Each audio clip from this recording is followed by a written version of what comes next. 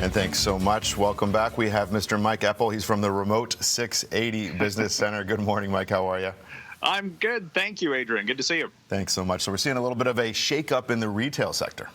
Yeah, it just goes day by day here. These big names that we have had in the retail space for years, if not generations, are looking at restructurings, Chapter 11 filings, store closures, and it just piles on and on.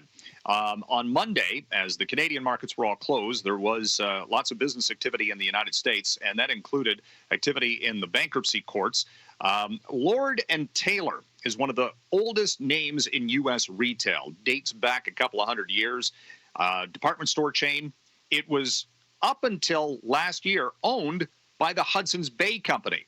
Well, they sold it because the Bay's been going through their own issues and restructuring. They sold it to another company called Le Tote, which is more based on e-commerce and that sort of thing. Well, bad timing for Le Tote, because Lord & Taylor, of course, has had their stores closed and retail numbers dropping off significantly. So that one's going into Chapter 11. Wow. And Lord & Taylor is going to close 19 out of something like 32 or 38 locations in the U.S.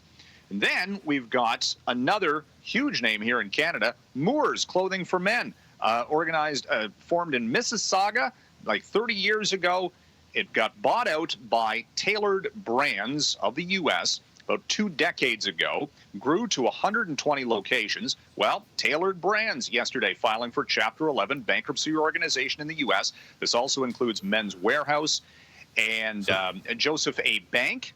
So they're looking at store closures. We don't know the details yet about the Canadian arm because, again, that's going to be everyone's question. That's the thing. Do they have to file through the Canadian courts for the Moores operations? How many stores do they close, if any? They're saying they're going to. They've got to deal with their creditors to work through this. We hope that they can keep as many stores open as possible and not lose too many jobs.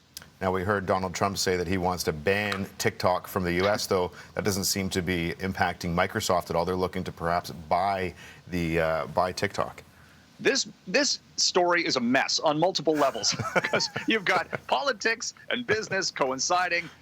The battle between the U.S. and China on data privacy, that's what the Trump administration is worried about here. They say that ByteDance, which has created TikTok to be one of the world's most popular apps, under Chinese law, Chinese companies have to allow data access to the Chinese government. Now, ByteDance says that's not happening and will never happen. Trump administration doesn't believe it. They're worried. They're saying they're going to shut down TikTok within 45 days. They want Microsoft to buy it, or Microsoft would like to, because it gets back to data on cloud computing and all these other things. What's the price?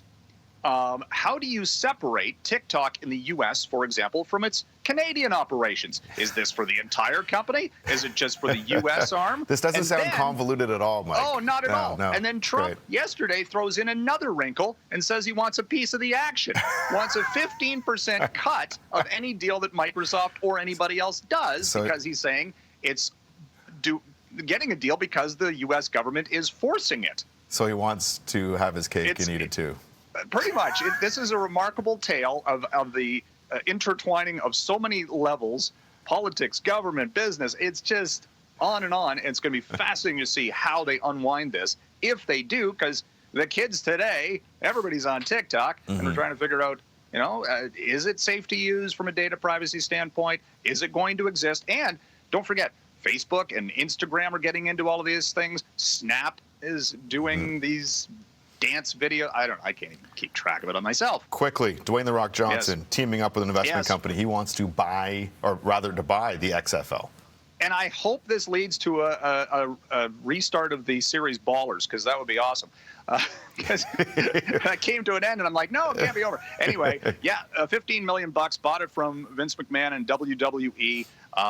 Because, well, they tried to start a league in the midst of a pandemic. Yeah, and that didn't work too well. McMahon lost something like $200 million on it. So the Rock's coming in for 15 mil. Maybe a bit of a steal here. 15 mil for a whole league. You know what? It's maybe, again, or money flushed down the toilet. We'll have to wait and see. But if you don't have people that come into the games, isn't that your bread and butter? Unless they can cut some sort of a TV deal, because goodness knows, people like their live sports. No doubt, no doubt. Thanks so much, Mike. We appreciate your time. We'll talk to you soon.